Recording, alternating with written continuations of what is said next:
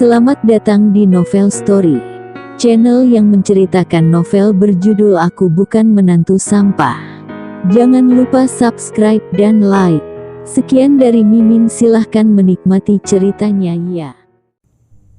Aku Bukan Menantu Sampah, bab 316 meminta ibu mertua memijat kaki. Bisnis investasi batu giok sangat besar, dan ini memerlukan koneksi, tidak semua orang bisa melakukannya. Selain itu, jika memang mempunyai bos besar seperti Direktur Zhao ini, maka bisnis ini sudah pasti akan menjadi ladang uang. Keuntungan setiap bulan adalah 4 miliar, maka setahun sudah ada 40 miliar lebih. Jenny dan Alicia semakin bersemangat memikirkan hal ini. Rino Su segera tersadarkan, piring buah yang direbut olehnya segera dikembalikan kepada Rocky, lalu menyuapinya dengan ramah. "Rocky, kamu ingin makan apa? Cepat katakan pada paman, paman akan ambilkan untukmu." Rocky menikmati pelayanan dari ketiga orang ini. Lagi pula, dia sudah merasa muak dengan orang-orang yang ada di keluarga Liu. Sekarang jika dia membiarkan orang-orang ini melayaninya, apa itu salah? Dia sengaja mengernyit, lalu berkata, "Paman, sepertinya bahuku sedikit pegal." Rino segera bertindak dengan cepat, dia berjalan ke belakangnya dan memijatnya dengan lembut. Sambil memijatnya dia bertanya, "Rocky, apa cukup kuat?" "Cukup, cukup." Rocky menganggukkan kepalanya, lalu berkata dengan angkuh kepada Jenny, "Ibu, kakiku sedikit pegal, coba lebih kuat lagi pijatnya." "Baiklah, menantuku." Jenny seperti seorang pelayan, tanpa basa-basi dia segera menambah kekuatannya, lalu bertanya, "Bagaimana pijatan ibu, masih oke kan?" Pada saat ini, tiba-tiba pintu kamar terbuka. Dewi keluar sambil membawa gelasnya. Begitu dia mendongak, dia melihat pemandangan yang aneh di ruang tamu. Dia sangat terkejut, bahkan gelas yang ada di tangannya hampir saja terjatuh. "Ibu, Bibi, kenapa kalian berlutut di lantai? Dan paman, kenapa kamu memijat bahu Rocky?" Rocky terkejut dan segera berdiri. Mampus. Dia hanyalah ingin memberi pelajaran kepada ketiga orang yang gila harta ini, tapi siapa sangka istrinya malah keluar di saat yang tidak tepat. Bagaimana dia akan menjelaskan semua ini? Belum sempat dia menjelaskan, Jenny segera berkata dengan tidak puas, "Rocky sudah lelah bekerja, ibu dan bibi hanya memijatnya saja."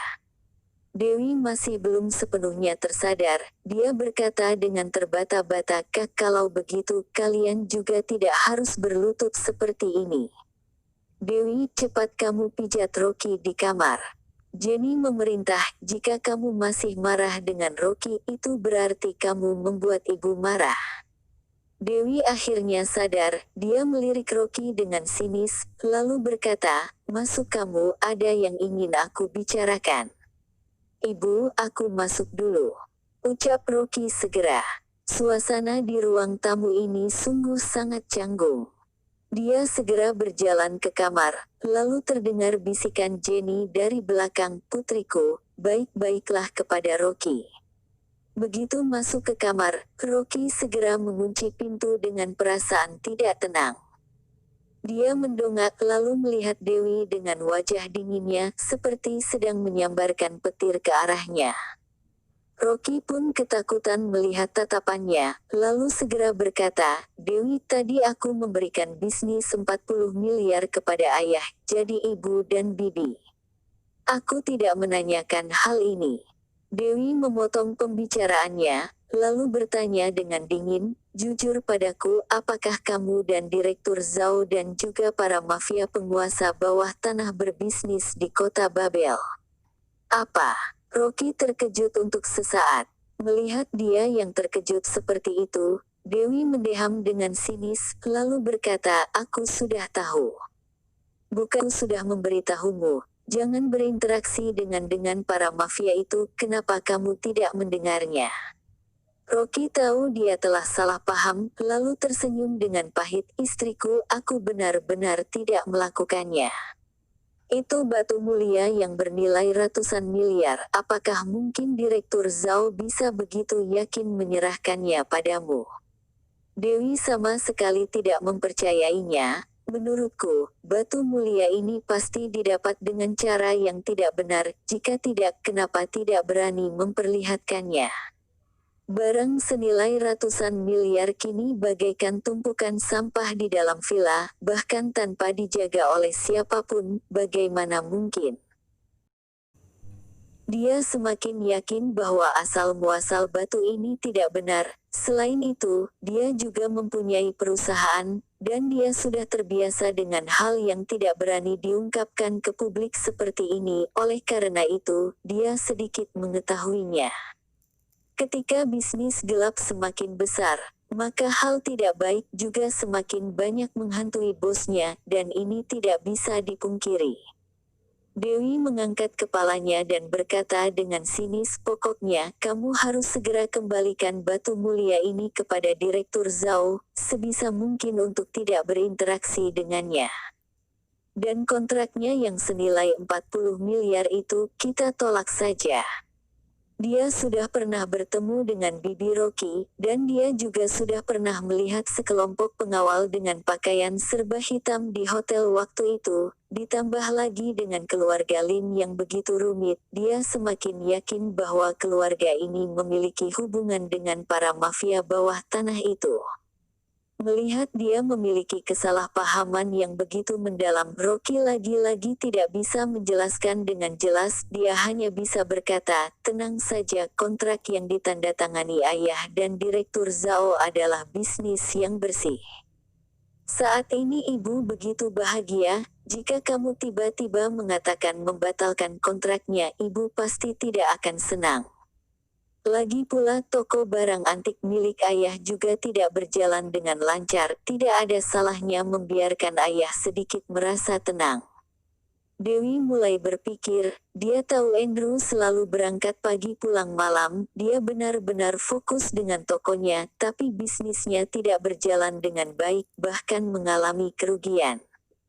Rocky kembali mengambil kesempatan dan berkata, istriku, aku berjanji padamu.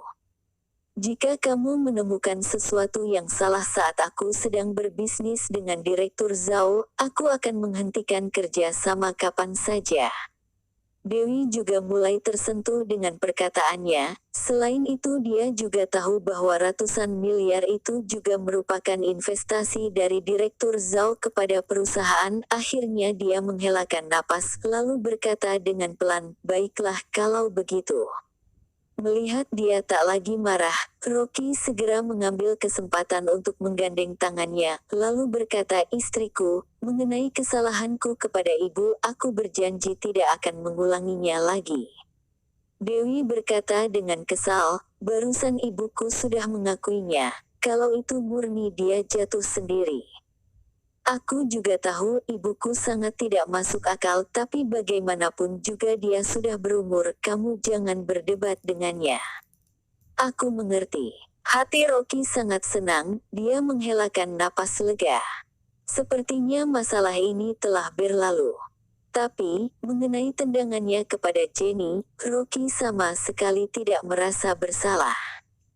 Jika bukan karena Jenny adalah ibu kandung dari istrinya, satu tendangan itu juga tidak akan bisa mewakili kemarahannya. Lalu, Rocky menggoda istriku, bukankah ibu menyuruhmu untuk memijatku? Jangan mimpi. Raut wajah Dewi memerah, lalu menarik tangannya kembali. Gerakan Rocky tak kalah cepat, dia segera menggenggam tangannya dengan erat, lalu menariknya ke dalam pelukannya. Wajah Dewi semakin memerah, dia panik dan berusaha memberontak. Rocky tetap memeluknya dengan lembut, dirinya sangat bersemangat dan tubuhnya tiba-tiba menjadi panas. Dewi yang baru saja selesai mandi, tengah mengenakan baju tidur berbahan sutra putih, lekukan yang ada di tubuhnya pun sangat menggoda. Baju tipis yang menempel di tubuh lembutnya, seolah-olah seperti lapisan kulit keduanya, Telapak tangannya yang besar menempel di pinggang Dewi, dia benar-benar bisa merasakan kelembutan di balik kain tipis yang membalutinya itu, sangat lembut. Dari tubuhnya, tercium aroma lemon sabun mandinya yang begitu lembut bercampur dengan aroma tubuhnya yang begitu harum. Pikiran Rocky mulai panas, segera dia melingkarkan lengannya di pinggang ramping Dewi, kemudian bibirnya mulai mengecupnya. Napas Dewi mulai terengah-engah, pipinya semakin memerah bagai kepiting rebus, bahkan kedua telinganya juga terasa panas. Dia ingin menyingkirkan Rocky. Tapi tubuhnya bagai ditimpa oleh menara besi, bagaimanapun dia mendorongnya, dia tidak bisa menyingkirkan Rocky dari tubuhnya. Perlahan-lahan, tubuh Dewi juga mulai melemah, dia benar-benar tidak melawannya. Tubuh Rocky seperti tungku yang sedang menyala, dia hampir tidak bisa mengendalikannya. Napasnya terengah-engah dan berkata kepada Dewi, "Istriku, bagaimana kalau malam ini kita?" Terima kasih telah menonton, jangan lupa like, komen dan subscribe ya teman-teman agar saya semangat melanjutkan novel ini.